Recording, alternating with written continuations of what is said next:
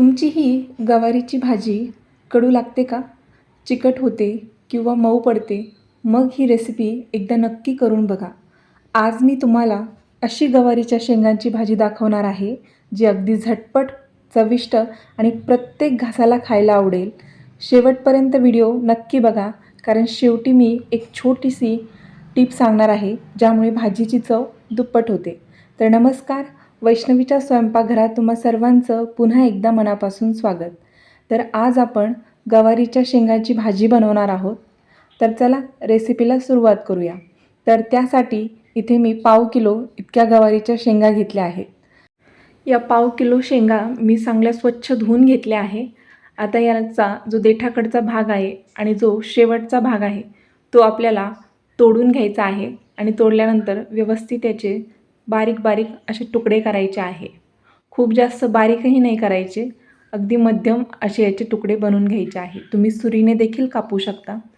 तर आता मला इथे 1 कांदा लागणार आहे भाजी बनवण्यासाठी.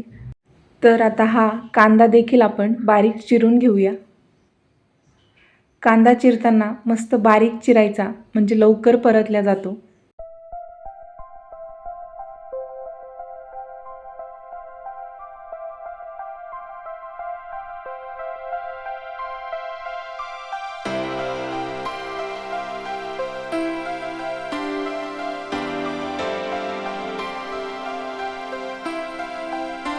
आता कांदा आपला चांगला चिरून झालेला आहे. आता आपल्याला एक वाटण करायचं आहे. तर त्यासाठी इथे मी 1 गड्डी लसूण सोलून घेतला आहे, 3 हिरव्या मिरची घेतल्या आहे, अर्धा इंच आल्याचा तुकडा, 5 ते 6 कढीपत्त्याची पाने आणि 1 अर्धा वाटी इतकी कोथिंबीर घेतली आहे. आता मिक्सर जारमध्ये हे सर्व साहित्य घालायचे आहे.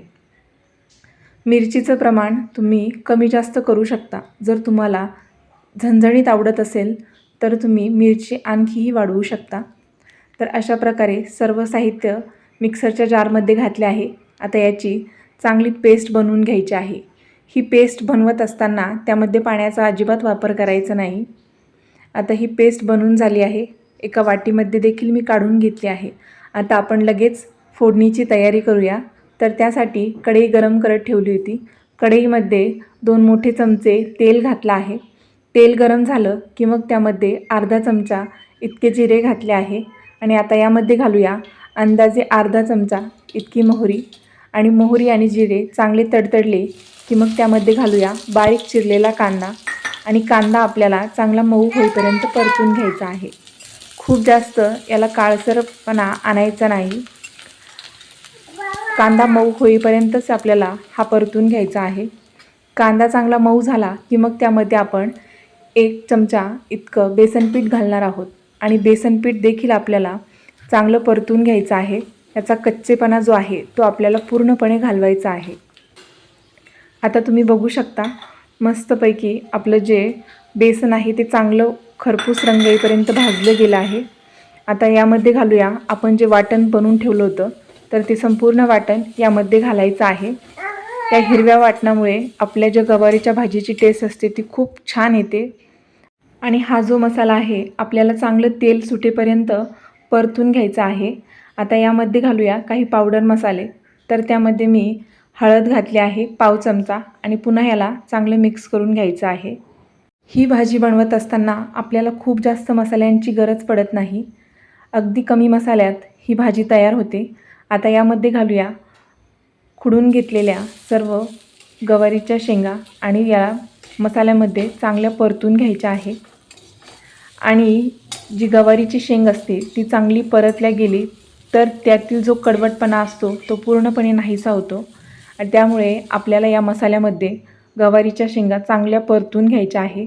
आता यामध्ये घालूया चवीपुरतं मीठ आणि पुन्हा याला चांगलं मिक्स करून घ्यायचं आहे. मसाल्यांमध्ये लगेच मीठ घातलं की गवारीच्या शेंगाच्या आतपर्यंत ते मीठ जाते आणि मग जे गवारीची शेंग असते ती अळणी लागत नाही. आता यामध्ये घालूया पाणी. तर इथे मी साधारण 1 ग्लास इतकं पाणी यासाठी घातलं आहे. ही भाजी बनवत असताना सिक्रेट टिप म्हणजे गवारीची भाजी ही कधीही जास्त पाण्यात शिजवायची नाही आणि जर आपण ती मंद आचेवर व्यवस्थितपणे शिजवली तर तिचा रंग, पोत सगळं काही टिकून राहतं आणि चव देखील अप्रतिम येते. त्यामुळे ही भाजी शिजवत असताना यावरती झाकण देखील ठेवायचं नाही. आपण जर यावरती झाकण ठेवून या भाजीला शिजवलं तर ज्या गवारीच्या शेंगा असतात त्यांचा रंग बदलू शकतो.